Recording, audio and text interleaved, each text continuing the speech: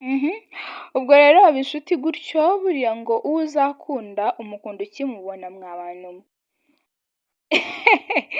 Ngo ngo hari umuntu nyine ngo uhita ubona gutyo wamureba ugahita uvuga uti nyamara uriya ni we wanjye.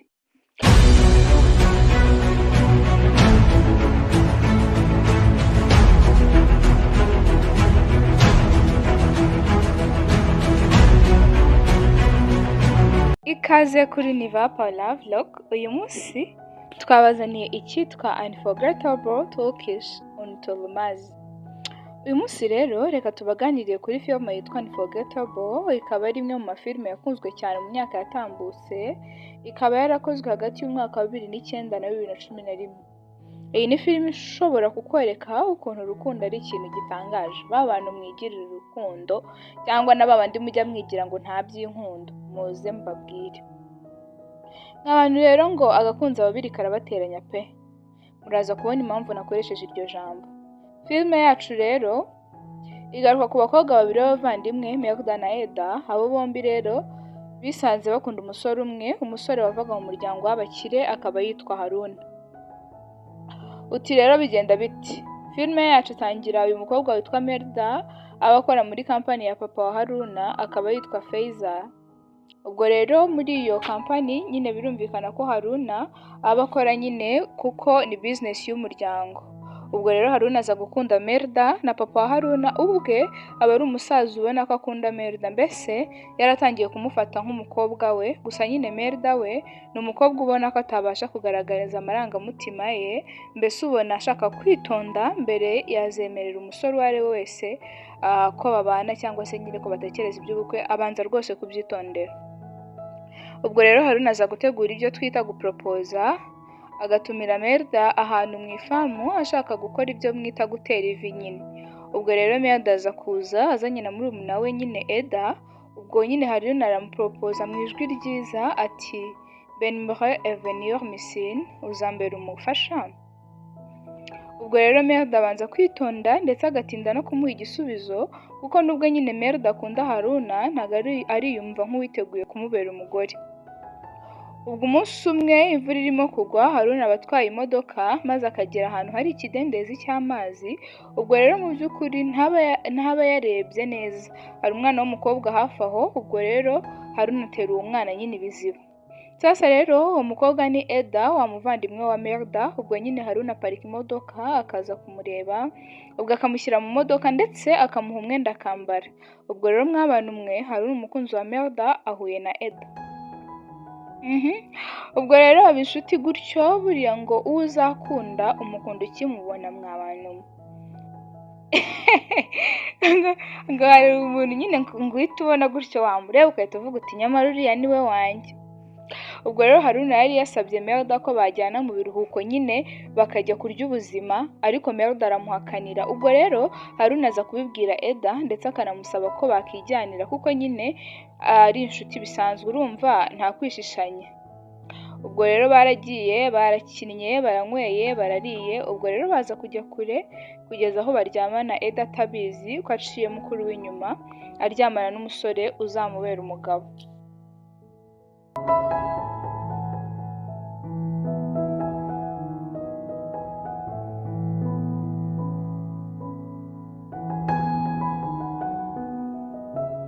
Ubwo nyine Haruna arabyuka agasaba nyine imbabazi Eda, umwereka ko nyine kuba baryamanye byamutunguye, ariko ye ntacyo biba binamubwiye ko Eda we yamaze gukunda Haruna kare. Ubwo rero Haruna nawe kubera gutegereza ko Melda amubwira icyo atekereza, Melda nyine akomeza kwitinza. Ubwo Haruna yatangiye kumwikuramo, atangira kwishyiramo ko yakikundanira na Eda. Ariko papa wa Haruna yamaze guhitamo umukazana da, byaba bigoye. Ndetse igihe kiragera bakajya kwa Melda mu rugo nyine kumusaba. Ubwo rero Haruna yinjiye sasa asanga na Eda arahari, urumva byabaye umuriro. Baba bakubitanye amaso bose nyine babura icyo kuvuga, mbese barebana nk'ibiragi. Ubwo rero mw'abantu mwe ikibazo kiza kuvuka sasa. Haruna na Eda muribuka ko baryamanye uwo munsi Eda wacu yarasamye. Ubwo rero turibaza Haruna arareka Melda yakundaga kuva kera? Umugeni muzehe Feiza yahisemo? Ese namenya ko yateye inda Eda azamureka, azamutwara? ese hagati ya Melda na Eda ninde uharira undi? Urumva ni urubanza ndababwiye. Ubwo umunsi umwe rero Eda aza kubyuka nyine yumva atameze neza, ubwo nyine mukuru bamuherekeza kwa muganga bamufata ibizami. Ubwo rero haciye akanya muganga barasohotse, ubwo ababwiye Eda ko atwite kandi ubwo na Melda arahari. Urumva rero ubwo aba ari ikibazo gitangiye mu muryango. Ubwo nyine urumva nka mukuru w'umuntu atangira kumwataka akamubaza uti ninde waguteye inda, byagenze bite? Mwibuke ko ise w'uyu mwana rero ari Haruna, umukunzi wa Melda. Ubwo nyine kuko Eda adashaka kwica ubukwe bwa mukuru we, ahita abwira Melda ko umuntu wamuteye inda yitwa Gigi, kuko nyine Haruna muri secondaire bamwitaga Gigi. Ubwo nawe rero uwo munsi ahura na Eda yabanje kumubwira ko yitwa Gigi. Ubwo nyine Melda akomeza amuhata ibibazo byinshi nyine kuri uwo musore, ariko nyine Eda bakomeza gutsemba pe, mbese ntago amuha amakuru yose. Ubwo rero umunsi umwe Haruna na Melda bari mu kazi barimo baganira, ubwo Melda aza kumubwira ibya murumuna we nyine ukuntu hari umusore wamuteye inda kandi akaba atifuza uwo mwana, ariko mu by'ukuri papa w'umwana ni Haruna kandi ntiyamwanze, ahubwo nta makuru afite nyine ko Eda atwite. Ubwo rero Melda ahita abwira Haruna ko bafashe umwanzuro wo kuyikuramo kuko ntibifuza ko iwabo babimenya. Noneho bano bakobwa bari bafite papa wabo witwa Camille cyangwa se umwite Jimmy, ni umusaza ugira amahane, igitsuri, uha agaciro izina ry'umuryango ku buryo rwose gutakaza izina ry'umuryango ari ikibazo. Ubwo Haruna akibyumva ko bagiye kumwicira akana disi, ahita atangira gushira ubwoba ndetse anajya gushaka ibyo yakora, gusa nyine umutwe ubona biramucanze. Ubwo ajya kureba Eda yihuse akamubwira ko atakemera ko amwicira umwana, ndetse aniyemeza ko agiye kubenga Melda agashyingirwa na Eda. Gusa Eda we aba atabyumva kuko ntashaka kubabaza mukuru. Urabyumva nawe rwose byaba ari ikibazo ateje mukuru we nyine. Ubwo rero Eda aza kuvuga ko inda bayikuyemo agiye no kwikuramo wa musore Gigi. Melda bikamushimisha akanabibwira Haruna. Haruna we rero biramubabaza kuko urumva akana ke karishwe, gusa nk'uko tubizi inda ntago yakuwemo. Kuko rero umugore utwite wese nyine agomba kuba ajyana n'umugabo we kwa muganga amuherekeje. Eda yarebye umusore bita Toga wamukundaga cyane ndetse yemeye no kwiyandikaho umwana wa Eda. Ubwo nyine Eda aza gufata umwanzuro akabwira Haruna ko atakuyemo inda kandi noneho ubwo bagatangira guhura kenshi. Uti rero bigenda gute ibya Eda na Haruna bimenyekanye rero. Kuri ya kampani nyine bakoragamo haza kuba ikirori, ubwo hari abakozi na kampani, inshuti, abavandimwe. Ubwo rero haza kuza inshuti magara ya Haruna yitwa Batu, akamuhamagara rya zina. Ubwo nyine Melda akaryumva agatangira kubakeka, nubwo nyine na Haruna ashaka ikintu yamubeshya. Ubwo rero hari inshuti ya Melda yitwa Giley, niwe ubishyiramo imbaraga bagatangira kureba ese wa Gigi yaba ari we Haruna. Ubwo rero ukuntu byagenze amatsiko asa arabishe.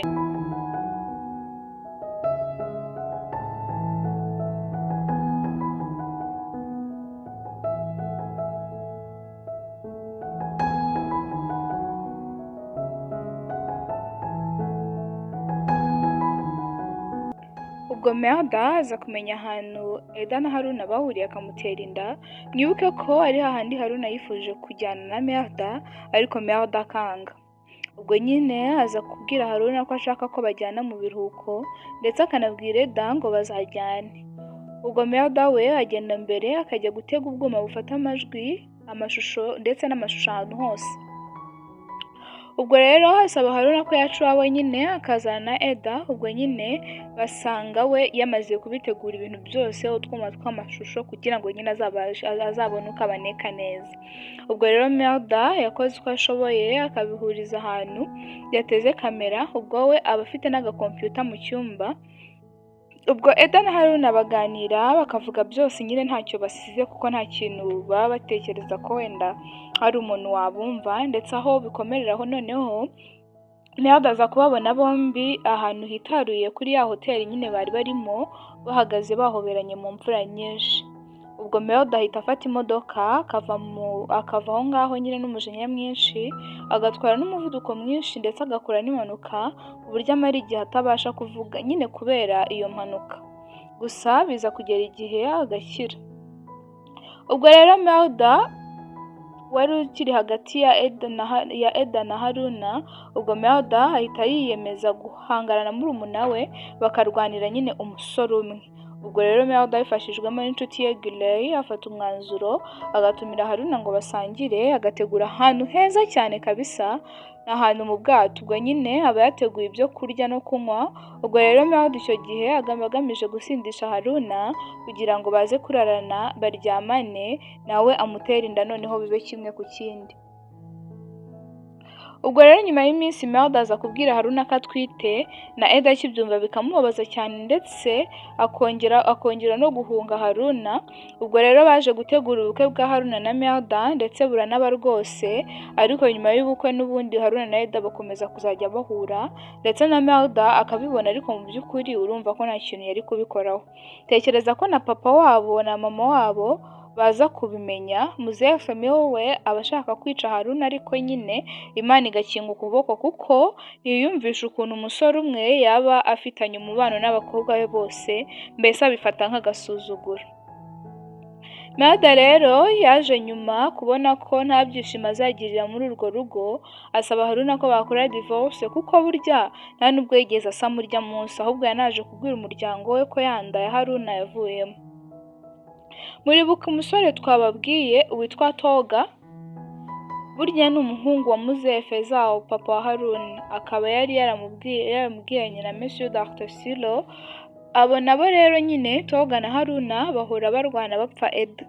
Ubwo rero Toga aza kuba kwa Haruna, ndetse kubera ko papa we yari azi ko ari we se w'umwana wa Eda, aza kubategurira ubukwe, ariko nyine Toga aza kubengera Eda aho mu bukwe, ubwo bukwe bugapfa.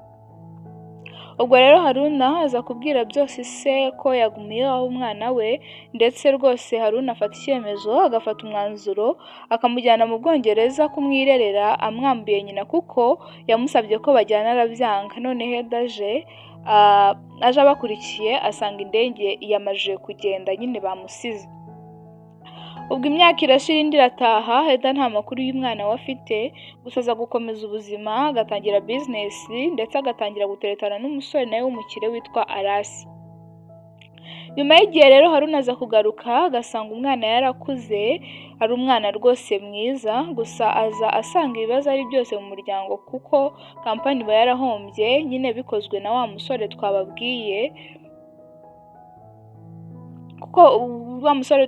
Batu, kuko burya ngo Batu yarerewe kwa Haruna mu gihe papa wa Haruna yari yaramaze kwica papa wa Batu. Ubwo Batu abakora ibyo byose ashaka ngo uko bashiki be nyine harimo uwitwa Boku, kandi ubwo uwo Boku yari amaze iminsi abana na Haruna i London, kugeza naho yagumiyo yamubonaga nka mama we, gusa nyine muri bose nta n'umwe wari ubizi. Ubwo Batu aravuyanga mu buryo bw'ibanga, uburyo ashimuta Keshi umwana wabo, akica papa wa Haruna na mama wabo, kugeza naho yashakanye na mushiki wa Haruna, akamutesha umutwe rwose, akamusaza, nyine mu buryo bwo kwihorera. Gusa Haruna yaje kubimenya, batangira guhangana, gusa nyine biza kurangira Batu akoze impanuka y'imodoka arimo ahunga Haruna, akaba arapfuye. Ubwo rero nyuma y'igihe Melda aza kugeraho we akumva akava mu bintu rwose, ukabona yabirambiwe, akava no muri ako gace. Ubwo Haruna na Eda baza gukabya inzozi zabo, bagakora ubukwe rwose bw'igitangaza, bagakora ubukwe bwiza, bakabana. Mbese iyi filime yacu rwose irangira urukundo rwa nyarwo rutsinze pe. Burya ngo urukundo rwa nyarwo aho rwagera hose ruratsinda, namwe mujye mukunda bya nyabyo. Ubwo rero nuko filime yacu irangira, inkuru ya Eda, Melda ndetse na Haruna. Ngibi dore rwa rukundo, nyine urukundo ni urukundo, bantu murugira murukomereho.